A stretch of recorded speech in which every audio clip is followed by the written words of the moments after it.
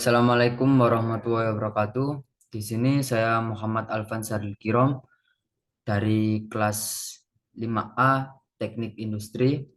Di sini saya akan sedikit menjelaskan tentang jawaban UAS saya mata kuliah pengendalian kualitas. Sebelumnya saya akan membacakan soal terlebih dahulu. Yang pertama yakni nomor 1, pada awal tahun 1980-an metode Six Sigma mulai diperkenalkan aplikasinya pada perusahaan manufaktur oleh Motorola dan secara bertahap diaplikasikan juga pada sektor bisnis lain seperti perbankan, hotel, rumah sakit, migas, dan sektor lainnya. Jelaskan apa yang menjadi fokus dan target Motorola dalam implementasi Six Sigma dan bagaimana hasilnya. Jawaban saya di sini,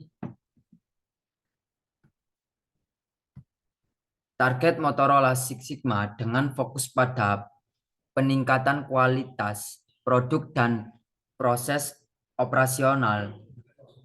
Tujuannya adalah mengurangi variabilitas dan cacat dalam produksi. Hasilnya, Motorola berhasil menciptakan standar kualitas yang tinggi dan meminimalkan ketidaksesuaian, membantu perusahaan meningkatkan efisiensi, mengurangi biaya, dan memperbaiki kualitas pelanggan.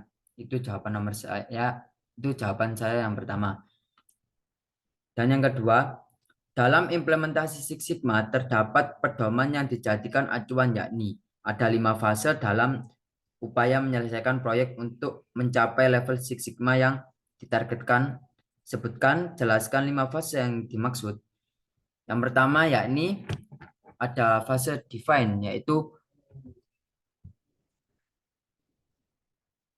tentukan, yaitu menciptakan tujuan proyek, mengidentifikasi masalah, dan mengidentifikasikan parameter kunci yang diukur.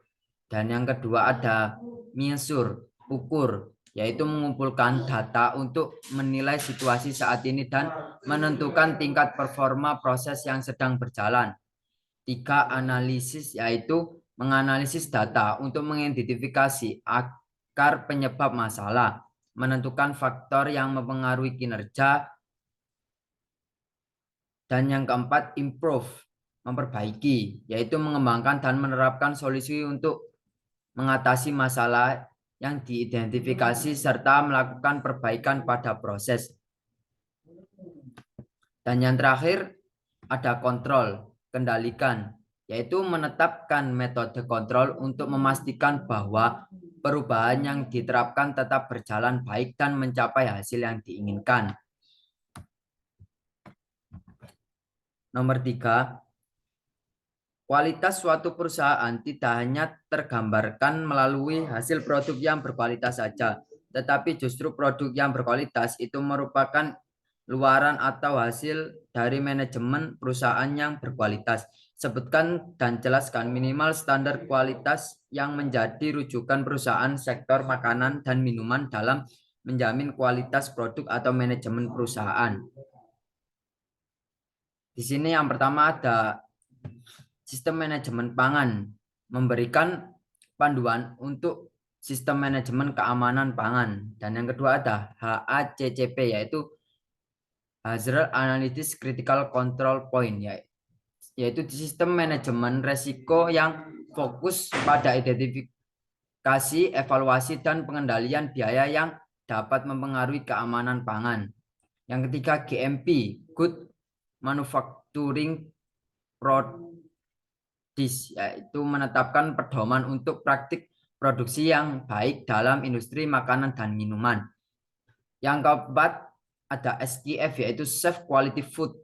Standar ini mencakup persyaratan keamanan pangan dan manajemen mutu produk. Dan yang terakhir ada FSSC, Food Safety System Certification, yaitu sistem manajemen pangan yang kompresif dan diakui secara global. Dan soal yang terakhir, industri skala kecil menengah juga memiliki kewajiban untuk menerapkan standar menjamin kualitas perusahaan minimal dengan menerapkan Good Manufacturing Practice GMP. Jelaskan langkah-langkah GMP bagi industri makanan skala kecil menengah. Yang pertama ya ini ada pelatihan karyawan, pemeliharaan fasilitas, kebersihan dan sanitasi, pemartuan suhu dan kelembapan, manajemen bahan baku, pencegahan kontaminasi silang, pemantauan dan pengendalian proses, dan yang terakhir pemantauan kualitas produk. Sekian itu saja yang bisa saya sampaikan. Terima kasih. Assalamualaikum warahmatullahi wabarakatuh.